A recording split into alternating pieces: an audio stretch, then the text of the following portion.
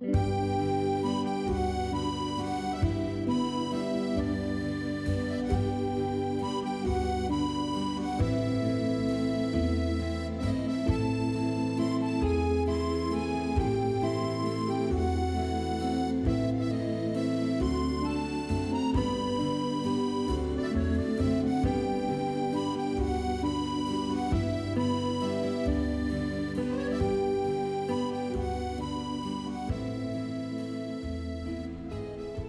we've arrived at our first stop, which is a camping car park in a place called Ingeville, which is in the Somme area of France.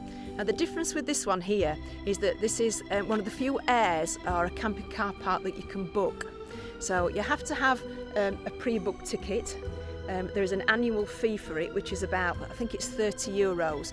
So if you're only using it on a one-off basis, then maybe that's not it might not be for you. But if you're going to use these regularly, then this is a good option to choose. We like it because on a travelling day, it's a guaranteed parking space is that you can book, and it tells you online exactly what facilities that you've got. And I'll just show you exactly what you need to do once you've got your membership card. So when you come in, basically all you need to do, and it's there in English, is that you just put the pass and you here and you just touch the keyboard and the barrier opens for you. And this one's costing us tonight €11, and you can see there's a couple of people here already. It's barrier controlled and you've got everything else that you need. If you want to do something, if you've not got a card and you want to pay for tonight, then you can book online just here, and again you can do it, you can get your card and it's in every different language that you want, so you can pay as you go along, but we've always booked ours in advance. The other thing as well that I like about camping car parks is that not only is there guaranteed spots and guaranteed facilities, but actually it takes English connectors on the electric, and also if you come inside, I'll show you,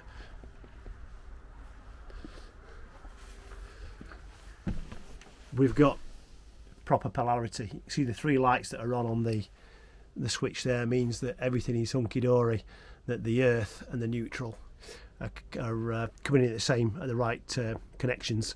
We haven't got anything live in the van, and we don't need any adapters to make it work. And that's the case I found on camping car parks. It's just quite straightforward and really easy.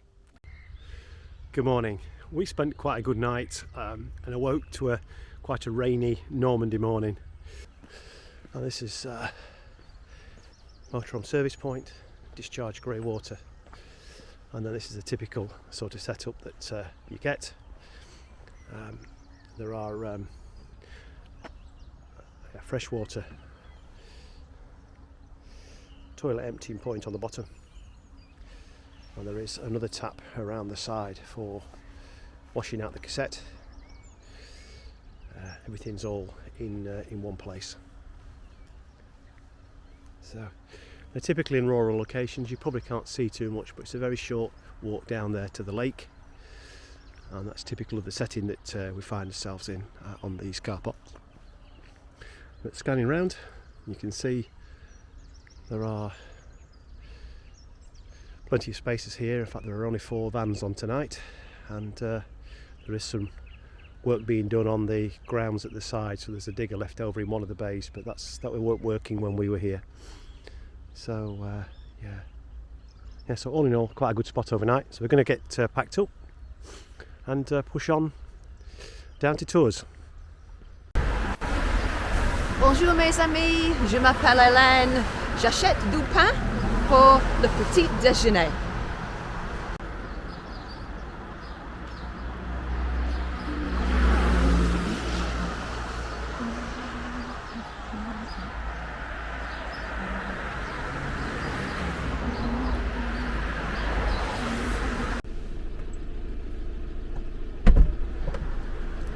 Mission accomplished.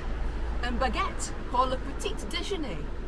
Did you speak French in the shop? I spoke French in the shop. Did they appreciate it? She spoke, yes, she was very much appreciative. Yeah. Yes, she thanked me and said have a good day. Ah. So I think I must have done it right, because I did actually go in for what I wanted, and I've come out with exactly what I wanted. So what was the result? tick. And we've got food for breakfast.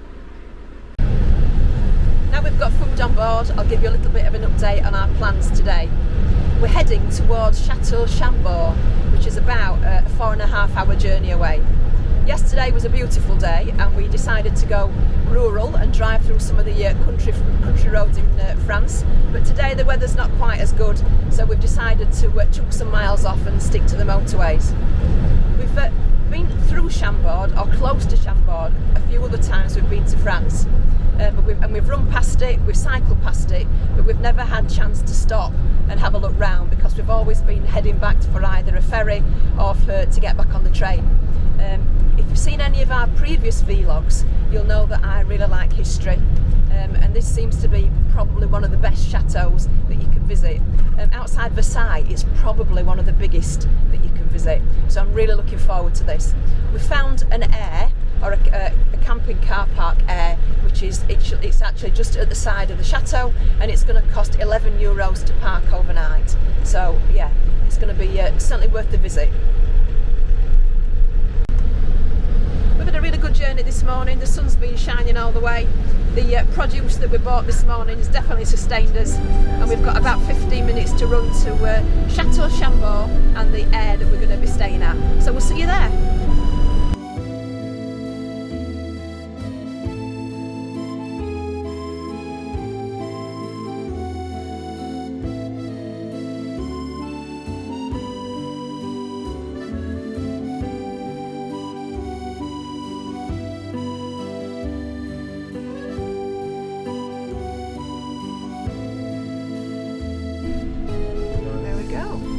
Advance to the barrier, parking for camping cars, 24 hours, €11.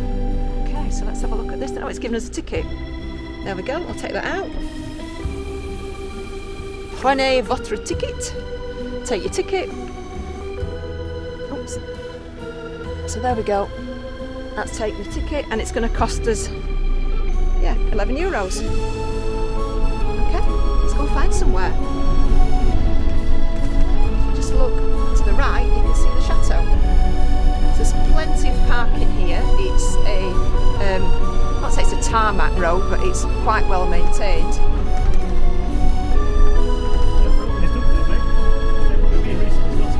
I know, we're just looking at that. It looks like they're having some work done on it, but we'll manage. There looks to be 1 or 2 other motorhomes down here already. I think it says there's a room for 70 on here.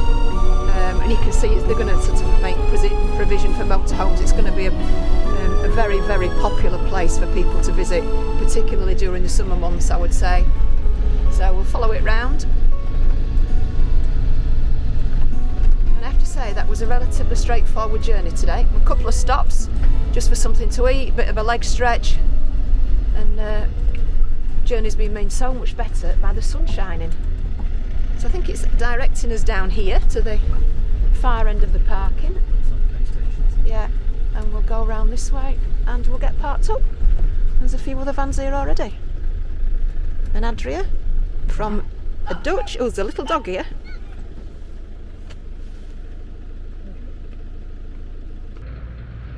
So here we are, around about 4.5 hours on the road, and we've arrived at Chateau Chambord.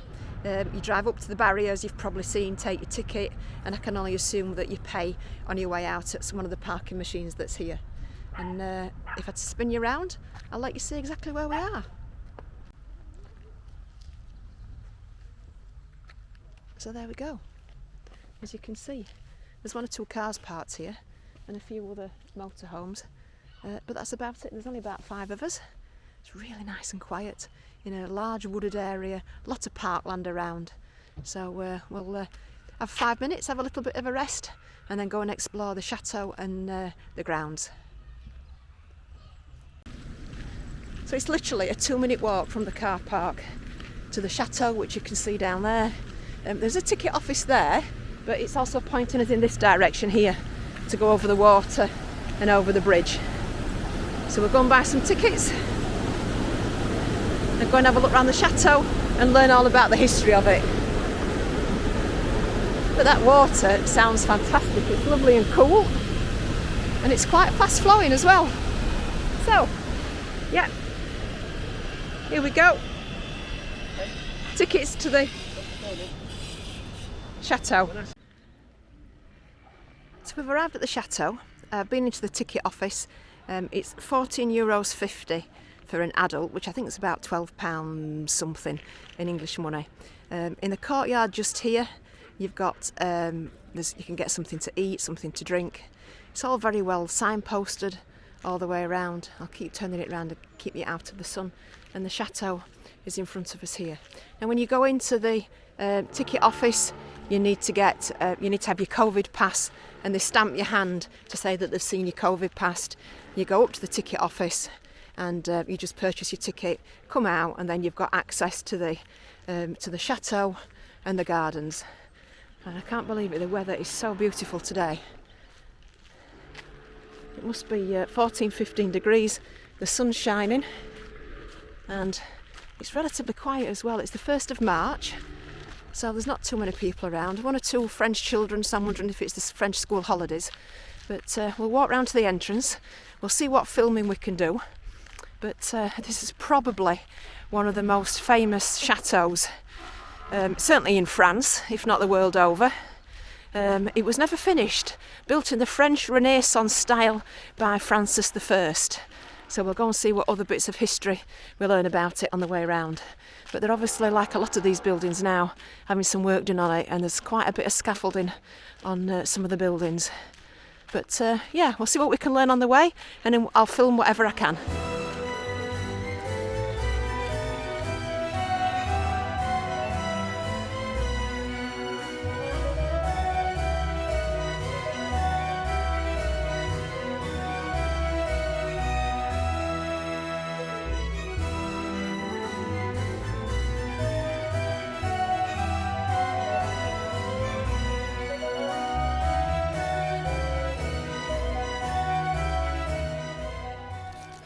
Well, you can probably gather we've hit a sunnier part of France. We're down at Chambord, which is in the Loire Valley, to a place where Helen's always wanted to visit. In fact, she's on her way now inside looking at it. You can see it behind me. It's a most spectacular piece of architecture, and I know she's going to tell you all about it in a little bit when she's walking around with her vlog camera. But for me personally, I like it better outside. The grounds are amazing, and the light on the water is going to make some really good photography, so I'm quite happy. Of course, I've been left with the hound of the Baskervilles, our Poppy, which is part of the norm.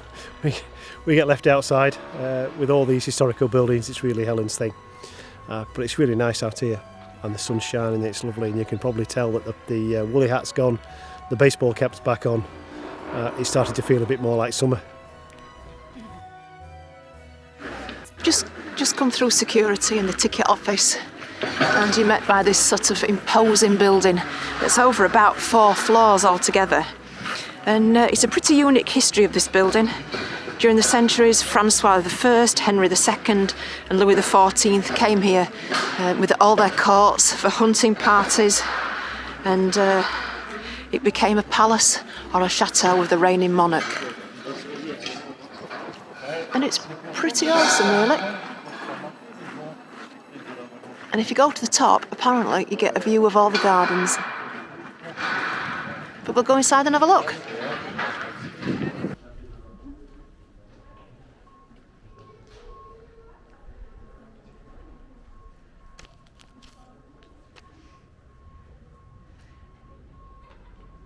These are the gardens of the chateau that go back over towards where the motorhomes parked, and it shows you just the moat that goes all the way around it.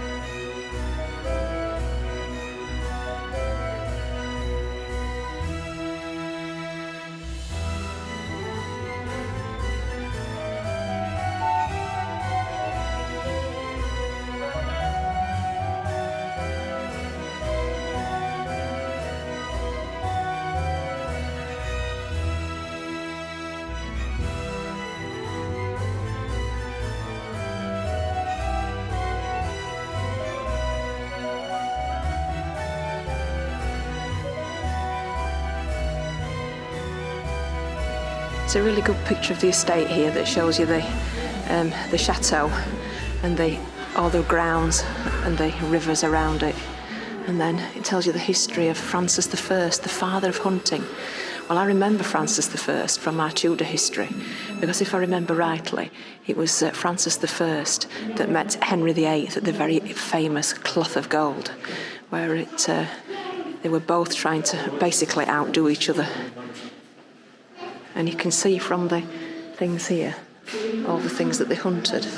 So you've got wild boar, badger, deer, fox, and quite an impressive stag.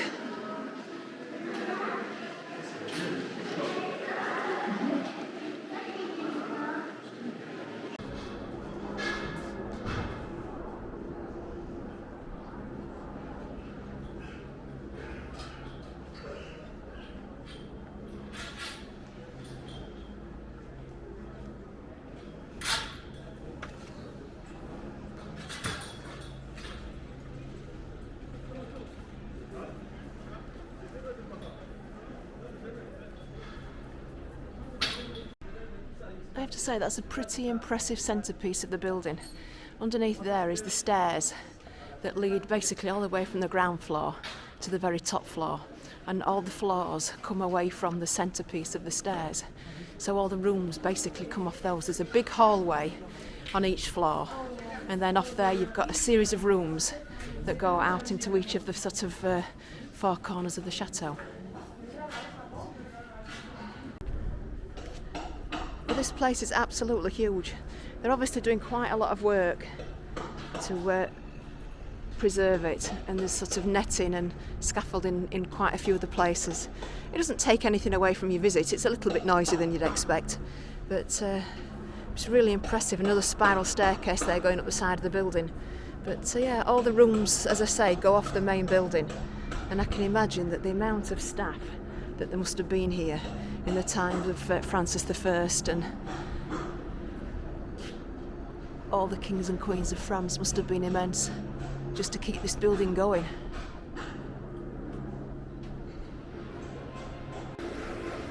So on this side you get a really good view of the gardens and how they've managed to cut the lawns in these intricate shapes here. Can you imagine what they must be like in summer when the trees are in bloom and they've planted the borders out and everything? But I have to say we've done really well for the weather today. We've got a helicopter buzzing round, obviously giving somebody a really good display. Over there you can see the cafe, the ticket office, and if you look closely, just over there through the trees, you can see the camping car park and Klaus hiding in the trees there. But yeah, it's quite a good place just to have a look round.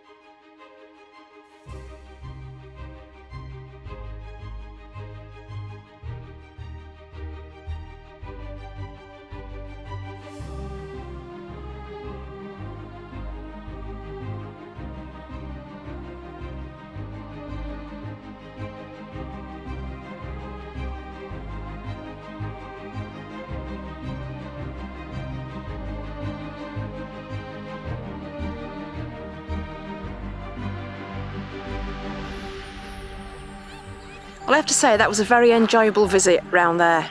It's certainly worth the €14, which I think it works out about £12.15. That's a fair price to look round.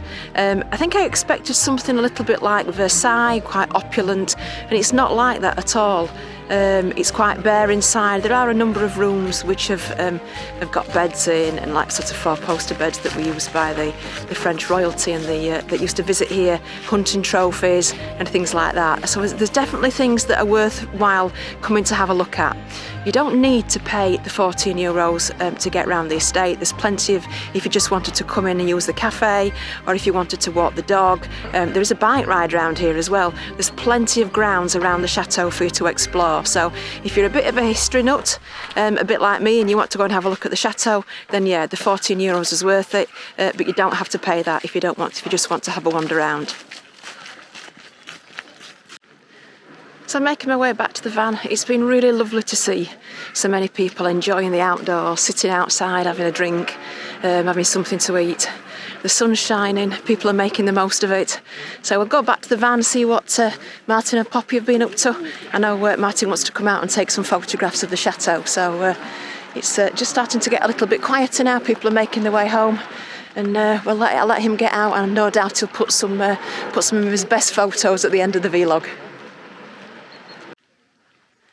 So I went back to the van and found Martin and Poppy, who were just sat there relaxing, and I thought it was such a nice day that I thought I'd treat him to his first beer, his first French beer or French wine, whichever we can get.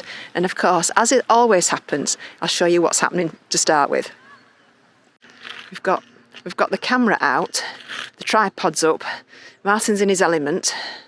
He's worked out that sunset is around 6:30. So he's all set up. He's got his first shot of the day of the chateau. Thankfully there's not too many people around, so it's going to be nice and quiet for him. And yeah, so one happy chappy. Is that right, Martin? Absolutely, one happy chappy. Even better when he's got a beer in his hand. But we'll see if we can go and find that. Not going to be long. It's not going to be long.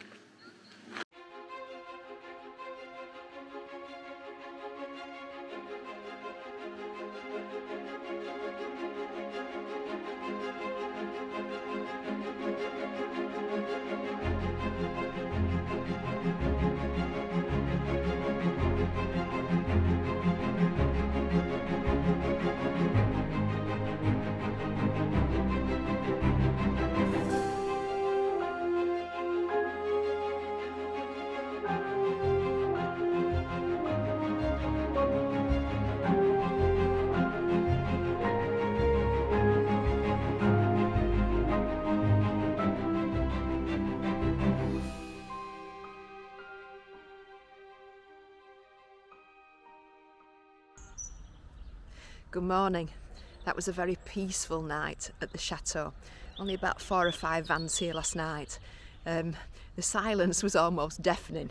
We got woken up by a distant cockerel this morning, a woodpecker, and if you can probably hear it, the amount of birds that are singing was not a bad alarm clock to have in the morning, is it really? So Martin and Poppy have gone out for a run. They've gone a run round the castle grounds, or the chateau's grounds should I call it. I'm just doing a little bit of route planning and getting the van ready for travel today. So, yep, another long day on the road, but we're looking forward to it and exploring a little bit more of rural France and keeping off the toll roads.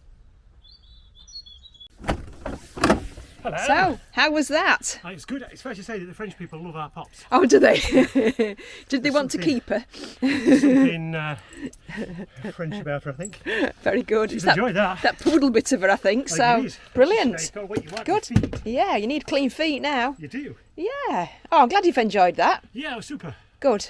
Probably, good. Nice place to go. Aye, wicked. Fantastic. Yeah, really good. Yeah, so... Pretty good cross country. Oh yeah, so okay. Craggy in places, but good with trail shoes on. Good, good. So we'll get the dog some breakfast then. She must be starving. Trying to pinch your gloves at the minute. And we'll put the kettle on and have some breakfast. We'll take the viewers up there to show them the board where we've been. Okay, wonderful. Be interested just for a walk or a run? Yeah, not a problem. Right, you stay here, Pops. You come with me. You can have some breakfast. The dog out? Yeah, I'll sort her out. 1 second. Okay. Well, as Helen's probably told you, we normally run as a team, but this morning Helen stayed behind to ready the van for travel. Really, we sort of got playing games last night and didn't get packed away. So for us not to walk the dog or not to go for a run with the dog is asking for trouble during the day, because by our Pops is energetic. She runs like the wind. We just run 5 miles, and I'm going to show you the route board because, to be fair, it's also a walk and it would be interesting both for runners and walkers. But she trots along at about 8 minutes 15, which is a fairly respectable running pace, really. And so you've really got to sort of get to that pace about 8 minutes 15 per mile just to keep her happy, otherwise she's pulling on the lead. But at that pace she'll jog along nicely, so it makes for a reasonably enjoyable run. So yeah, I love it, frankly.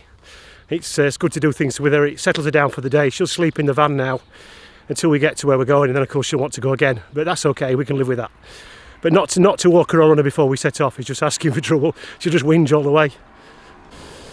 So you can see I'm stood at the end of the main road. I guess this, at some stage when it was a fully functioning stately home, would have been the main entrance, because if I spin right round, you can see behind me there's the roadway there, straight up lines of trees.